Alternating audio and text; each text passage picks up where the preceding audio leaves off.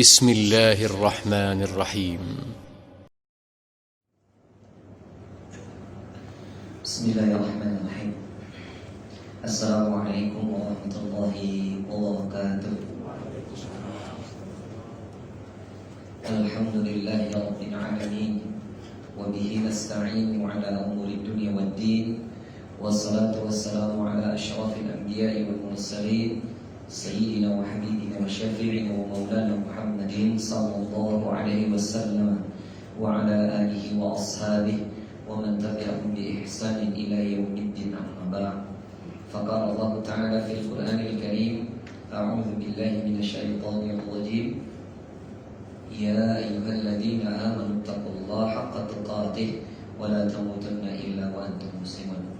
أيها الحاضرين jamaah yang dimuliakan Allah Subhanahu wa taala, semoga Allah taala merahmati dan memberkahi kita semua. Amin Allahumma amin.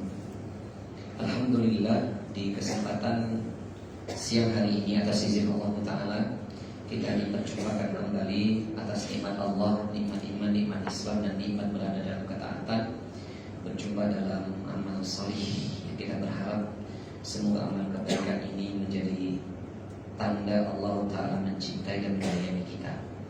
Semoga dengan amal saleh ini kita dikumpulkan di surga Firdaus bersama keluarga kita, anak keturunan kita, kepada para masyayikh kita, ulama kita di surga Firdaus tanpa hisab dan tanpa adab. Amin Allahumma amin. Kita lanjutkan pembahasan babul adab yang tujuannya adalah agar kita memiliki akhlak yang mulia, sebagaimana program yang dicanangkan oleh Kementerian BUMN. Dan ternyata setelah kita berjalan hampir sekian 2 tahunan, ini beriringan dengan program Bapak Menteri ya. Semoga saja Allah Ta'ala menghiasi kehidupan kita dengan akhlak yang mulia. Amin Allahumma amin. Hari ini kita masih melanjutkan peringatan akan akhlak yang buruk yang sudah sering saya sampaikan. Ada hamba-hamba Allah yang dia itu masuk surga bukan karena sholatnya, zakatnya, puasanya, sedekah dan hajinya, bukan. Tetapi karena mungkin akhlaknya yang mulia, gak nyakitin orang, gak zalimin orang, menjaga perasaan orang lain, menghargai orang lain, bisa jadi itu masuk surga. Sebaliknya ada orang yang ahli ibadah tapi cacat attitude-nya, cacat lisannya, cacat perbuatannya, maka ini bisa menyebabkan dia dimasukkan ke dalam nerakanya Allah. Maka karena kemudian Allah mengingatkan kalau ibadahnya benar, harusnya semua jadi benar. Contoh, inna sholata tanha 'anil fahsya'i wal munkar. Sesungguhnya salat dapat mencegah perbuatan keji dan munkar. Jadi kalau salat kita masih nyakitin orang lain, kita salat masih zalimin orang lain, berarti salatnya ini harus dikoreksi. Ibadahnya ada yang keliru, gitu ya. Saya yakin lah Pak, berapa persen sih sholat yang kita kerjakan ini khusyuk? Sholat zuhur kita tadi dulu, sholat zuhur kita tadi kita kerjakan. Jangankan 1 rakaat, mungkin baca sholat Al-Fatihah saja itu tak kemana-mana pikiran dan hatinya. Terus nawabadan, lisannya berucap, pikiran hatinya tak kemana-mana. Berat memang, tapi harus kita lalui. Tetap kita harus jalankan ibadah ini, tapi harus diperbaiki sehingga berbanding lurus antara ibadah kita dengan attitude kita itu berbanding lurus. Semakin baik ibadahnya, harusnya semakin baik akhlaknya. Semakin tidak baik ibadahnya, semakin naudzubillah tidak baik itu akhlak. Tapi bagaimanapun, sembari kita terus memperbaiki amal, kita harus mengetahui akhlak-akhlak yang tidak diridhai oleh Allah dan Nabi-Nya. Maka jadi kita masuk kali ini ada wahid isnan salasah, ada 3 perbuatan yang diancam oleh Allah dan Nabi-Nya. Apabila 3 perbuatan ini dibiarkan, tidak mau dimanage, tidak mau diperbaiki, Allah mengharamkan surga atas mereka. Nauzubillah, tsumma nauzubillah min dzalik. Repot ya. Ternyata benar. Kalau 3 akhlak ini, 3 perbuatan ini tidak mau dimanage, tidak mau disembuhkan, ini mengharamkan surganya Allah atas dirinya. Apa kata beliau Al-Imam Al-Hafidh Ibnu Hajar Al-Asqalani rahimahullahu ta'ala? Dia menukil hadis dari sahabat Abi Bakrin As-Siddiq radhiyallahu ta'ala anhu, dari sahabat Abu Bakar As-Siddiq radhiyallahu ta'ala atasnya. Qala, dia berkata, qala Rasulullah sallallahu alaihi wasallam, bersabdalah baginda Rasul sallallahu alaihi wasallam. Ya, perhatikan ya jemaah, ini hadisnya Masya Allah nih, buat saya khususnya, buat Anda. Apa kata Nabi? La yadkhulul jannata khibbun, tidak akan dimasukkan ke dalam surganya Allah khibbun. Apa itu khibbun? Maaf, orang yang menipu. Jadi kita akan bahas siapa objek yang ditipu itu siapa, nipu dalam masalah apa, itu harus kita bahas. Lanjut ya. Khibbun, itu yang pertama, khibbun, orang yang menipu. Yang kedua, wala bakhilun, dan juga tidak orang yang bakhil. Bakhil apa? Medit. Medit itu ya. Yang ketiga, wala sayyi'ul malakah. Apa itu wala sayyi'ul malakah? Yakni mereka yang dikatakan tidak bertanggung jawab, wala sayyi'u, tidak bertanggung jawab, al malakah, atas apa yang mereka miliki. Jadi dikasih Allah tidak tanggung jawab.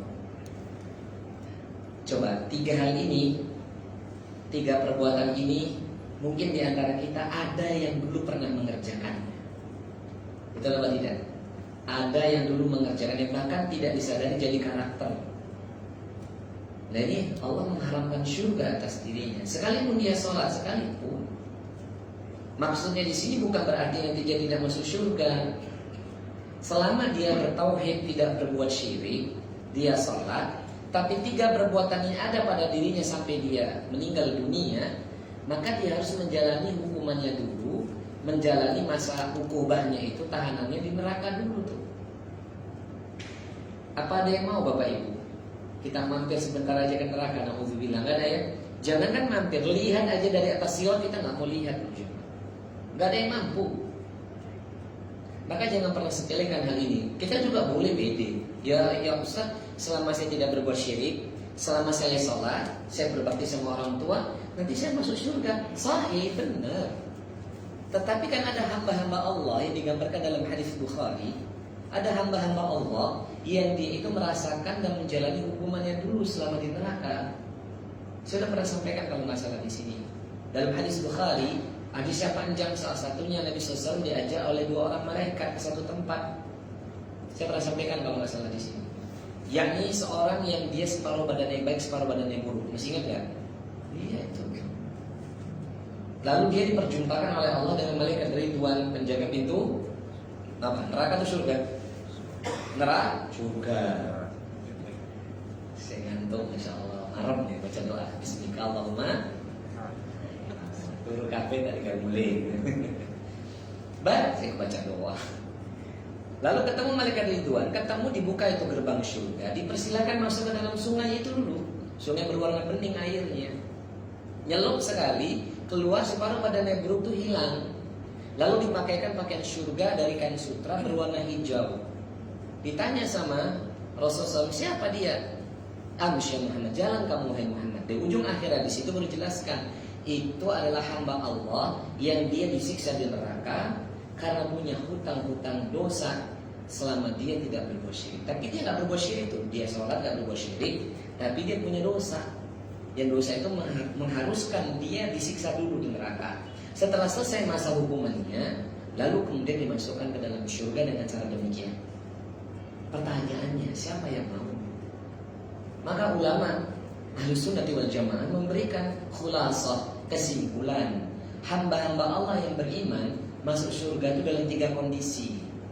Dan kalau bisa kita memilih kondisi yang paling terbaik. Kondisi yang pertama, masuk surganya Allah tanpa hisab, tanpa adab. Semoga kita. Amin Allahumma.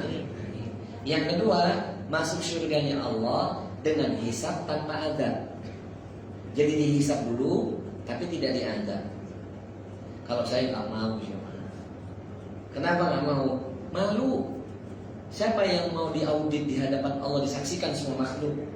Kalau kita pernah bermaksiat, hanya Allah dan kita yang tahu. Siapa yang mau? Nggak ada yang mau. Tapi ada kondisi orang masuk surga Allah, dihisab dulu dari awal hingga akhir, dari awal akhir balik sampai dia mati dihisab, lalu masuk surga. Dan yang ketiga, ada hamba-hamba Allah yang masuk surga ya Allah dengan hisab, dengan adab. Tadi hadisnya Bukhari. Apalagi ini.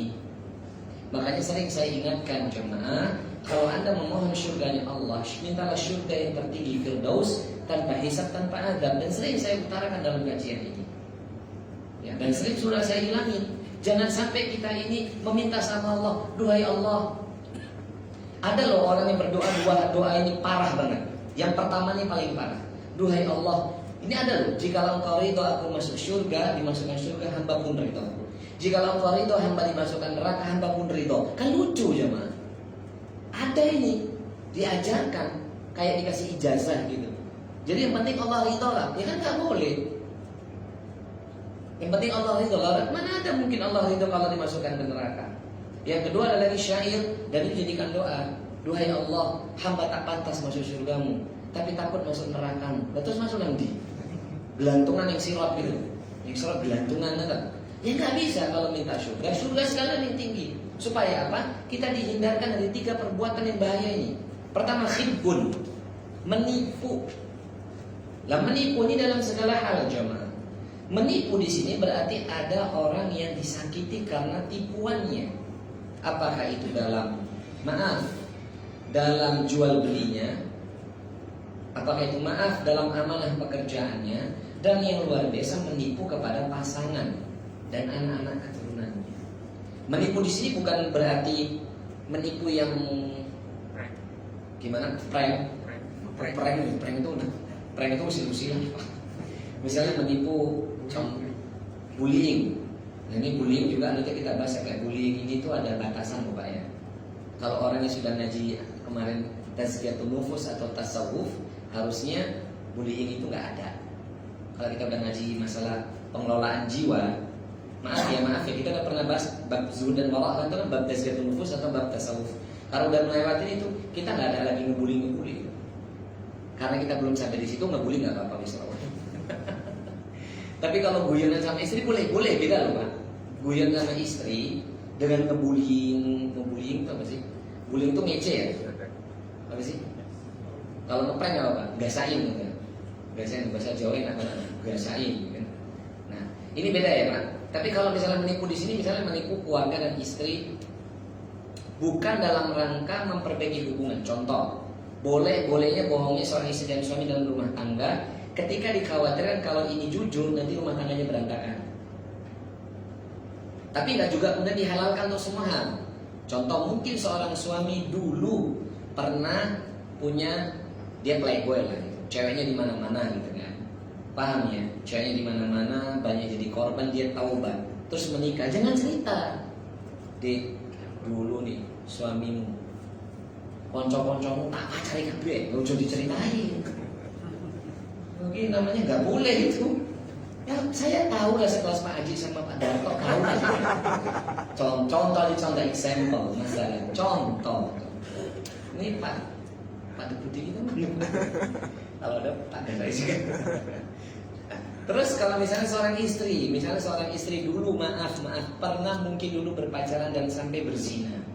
Misalnya seorang istri, ya, dan dia kemudian bertaubat menikah dengan laki-laki yang saleh. Nggak boleh diceritakan masa lalunya, itu nggak boleh. Tutup aibnya. Ini boleh. Berbohong dalam hal ini boleh. Dan jangan juga ketika kita nikahi istri, kita ngomong dulu kamu pacaran sama siapa aja. Nggak boleh kepo juga ya man. Dulu kamu sampai sejauh mana pacaran? Itu udah, kalau udah jadi istri gak usah dikorek-korek. Karena kita nikahi wanita ini yang sekarang, bukan yang dulu. Paham ya? Kalau misalnya dikorek mungkin contoh. Mungkin Pak Haji playboy, mungkin. Contoh. Gitu ya. Nah ini menipu yang boleh. Kalau menipu yang nggak boleh itu betul-betul misalnya disolimilah itu seorang istri dengan hak dan kewajiban. Itu paham ya? Anak-anak tidak nafkahi padahal dia nafkahi anak bojo wong liyane gitu. Anak istrinya medit gitu, pelit gak dinafkahi, tapi istri wong liyane dijajaki gitu. Anak wong liyane dijajaki. Lagi namanya bohong ya. Mas, gajimu bulan ini mana mas? Haknya kamu, kewajiban kami. Haknya kami, kewajiban kamu mana mas? Maaf ya dek, hari ini lagi sepi. Jebule untuk biaya yang liane. Ini namanya apa sih? Yang paling besar khibunnya siapa? Na'udzubillah, semoga kita doakan Bapak Jokowi, Bapak Wapres kita, dan semua pemimpin bangsa yang beriman dan yang belum beriman diberi hidayah. Semoga amanah dalam amat tugasnya, yakni apa? Menipu rakyat. Contoh RT nipu warganya. Ini dosanya gede gitu. Makanya ini nggak sanggup jadi RT, yang pun jadi RT ya. Berat, kecuali Pak Darto, mantan RT. Sekarang calon ketua RW. Misalnya mau pensiun jadi RW kan dulu RT gitu. Kan saya ngisi di lingkungan beliau. Dan makanya hati-hati, nggak boleh nipu, ya. Ada lagi menipu yang nggak boleh. Ini bahasa bapaknya saya pakai ngeprank. Ngepranknya bangetin. Misalnya seorang cowok janjiin ceweknya, pokoknya aku akan nikahin kamu. Janji, swear kewer-kewer gitu kan. Cuman prank. Sudah siap, sudah lama gitu kan. Boleh prank. Ini khibun nih. Nah, ini khibun yang Allah Ta'ala haramkan surga. Makanya mas yang masih bujang, jangan PHP. Kalau memang tenangan, gak usah pakai lamar-lamar langsung. Itu aja, udah dilamar boleh dolanan. Itu khibun. Gak boleh. Ini contoh ya. Yang kedua, gak boleh kita wala bakhilun bakhil.